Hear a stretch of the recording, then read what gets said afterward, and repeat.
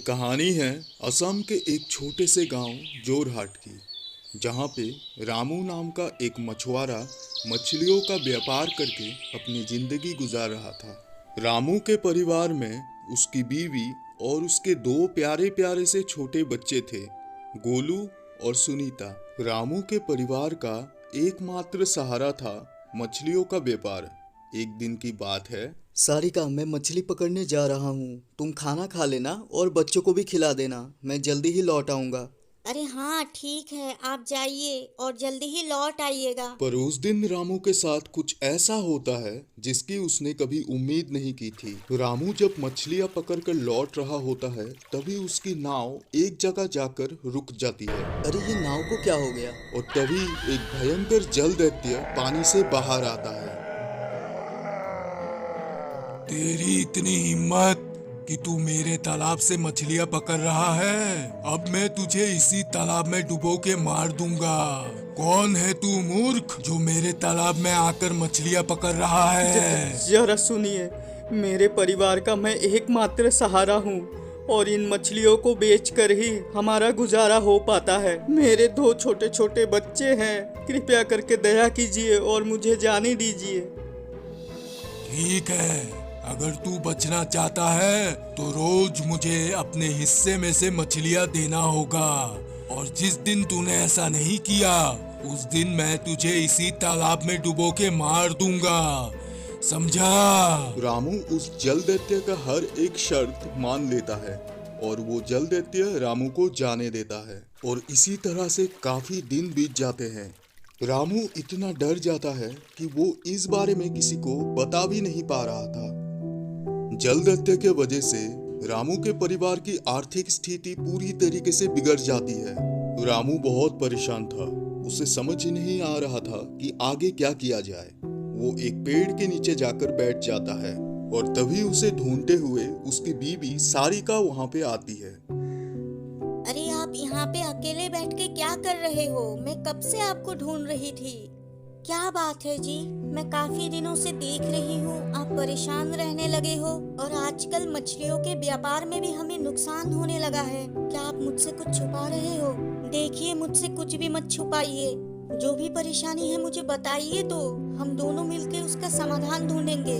आप चुप क्यों हो? बोलिए, क्या बात है?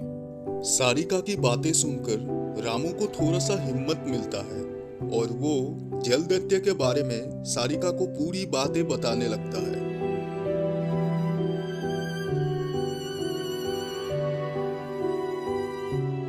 और इसी वजह से हमारा आर्थिक स्थिति बिगड़ चुका है सारिका।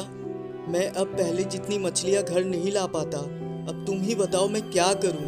ये तो बहुत ही बड़ी परेशानी है। इसका समाधान तो सिर्फ जंगल वाले बाबा ही दे सकते हैं। चलिए हम एक काम करते हैं, हम दोनों मिलके बाबा के पास जाते हैं और उनसे विनती करते हैं। आज तक कोई भी उस बाबा के पास से खाली हाथ नहीं लौटा। अब केवल बाबा ही हमारे परेशानी का समाधान कर सकते हैं। जल्दी चलिए। इसके बाद सारिका रामू को लेके उस बाबा के पास जाती है।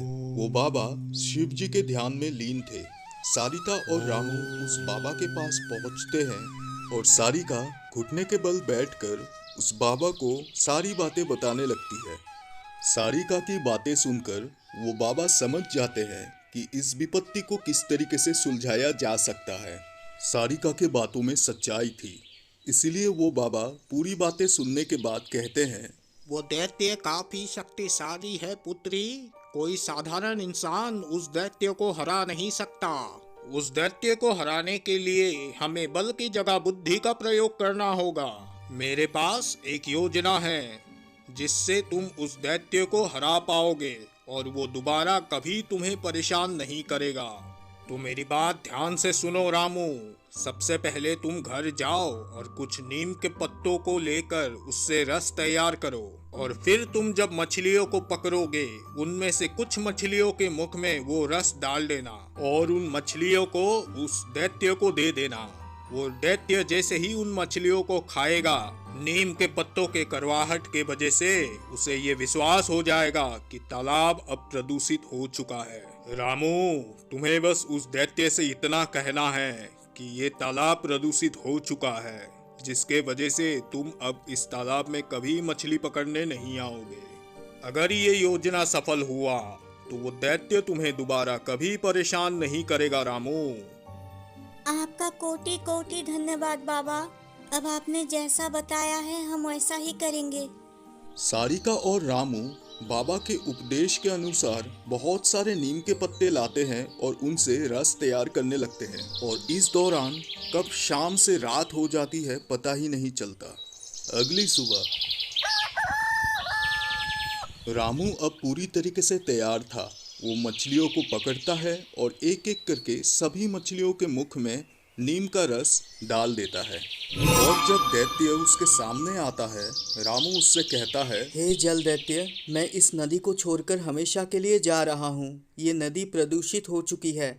यहाँ की मछलियों में अब पहले जितना स्वाद नहीं रहा। दैत्य रामू की बातें सुनता है और मछलियों को लेकर वापस अपने घर आ जाता है, और जैसे ही वो मछलियों को खाना शुरू करता है,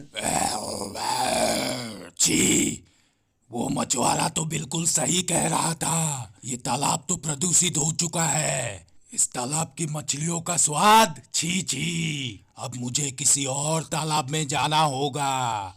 इसके बाद वो जल दैत्य उस तालाब को छोड़कर किसी और तालाब की तलाश में चला जाता है, और इससे रामू और उसके परिवार की आर्थिक स्थिति वापस से पहले जैसी हो जाती है। कहानी पसंद आए तो वीडियो को लाइक करना।